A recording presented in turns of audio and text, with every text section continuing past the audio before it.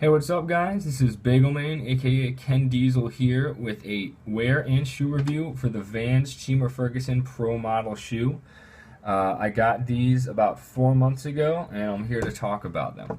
So to start off, I only BMX these shoes, but I've skateboarded for more than 4 or 5 years, so this review can definitely be applicable to anyone, whether you're a skateboarder or a BMXer, for the wear portion of the review. So to start off, the price on these shoes is usually $65 to $70. I've seen them as cheap as $30 online, and I got them for $45 myself from my local skate shop, People Skate Shop. I'll put a link to their website in the description if you guys want to check them out. They're super rad.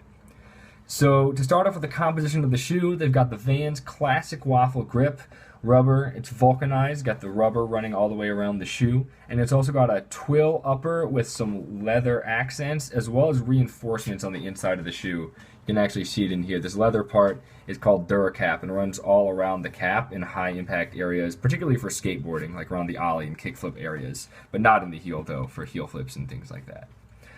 So I'll start off with the pros or the positive parts of this shoe. So first of all, I've always been a huge fan of the Vans Waffle Grip. They're classic. Everybody knows them. They're probably some of the most popular shoes in skateboarding and BMXing for that reason. They've been around for a long time, tried and true. Everything's good in that sense. It's not the most durable in the world. You know, cup soles typically last a little longer than vulcanized shoes generally, but the grip on your pedals or on your board and the board feel and combined, with the relative durability just makes them a good shoe overall.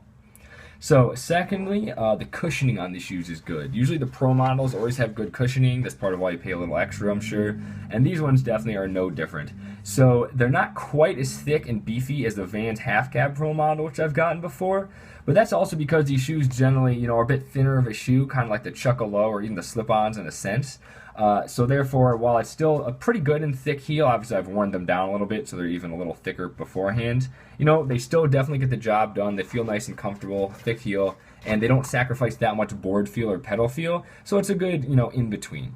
And that board feel aspect leads me to my third positive for these shoes. So they're also very nice and light, have good board feel, are nice and grippy, and also, don't feel that heavy on your shoes. I'm more of a mid-top, high-top guy typically, whether it's skateboarding or BMX, but just these shoes in general changed my mind a little bit because of the board feel, and they're also just a very sleek-looking shoe. They've got some nice, leather accents on the tongue, on the back, which just goes well with, the gray twill color of the top of the shoe. So I'm definitely a fan of how they look. So I'm about to get into the one big problem I have with these shoes.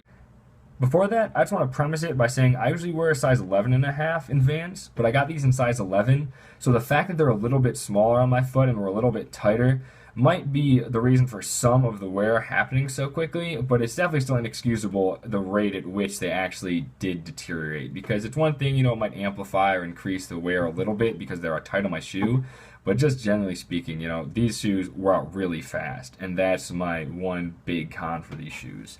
So I've had these for about 4 months. I bought them on winter break, and as you can see here, they've completely blown out on the side.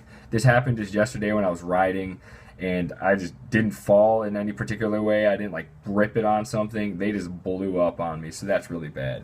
And furthermore, the lack of durability is really noticeable just when you first get the shoes as well. So like I said, I didn't skateboard these shoes at all, but I started getting rips right in the side here. Part of that might be because they're a little tight, but those started happening within 3 weeks or a month of getting these shoes. And if you're a somewhat regular skateboarder, maybe skate 4 or 5 times a week, I really can't see these shoes lasting you more than about 2.5 months unless you put duct tape or shoe glue on them, because they're really thin, and even with that Duracap reinforcement, they really still are not very thick at all. And while the bottom might last you just fine, the top is really what's going to rip and be destroyed.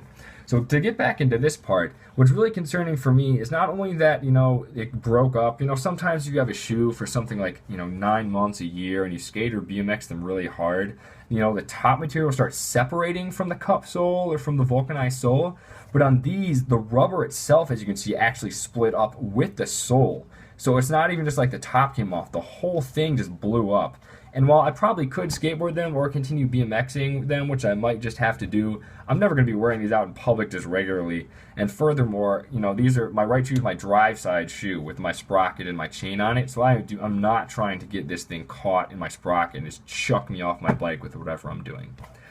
Yeah, so overall, these shoes just really have a lack of durability, and that's my huge problem with them. And to be honest, I probably wouldn't get them again. While they're a good looking shoe for maybe just chilling, going out, things like that, I mean, I would definitely just stick with a half cabs or something like that if you're trying to get a shoe that'll be more durable. For skateboarding, I'd say these wouldn't last you again more than 2.5 months. And for BMXing alone, these last me 4. And typically BMX is only rougher on the soles of the shoes, but there's not that grip tape sort of sliding that you usually get on the upper. So usually you hope the upper lasts a nice long time. So I'm pretty disappointed. I was hoping these would last me at least maybe 6 to 8 months.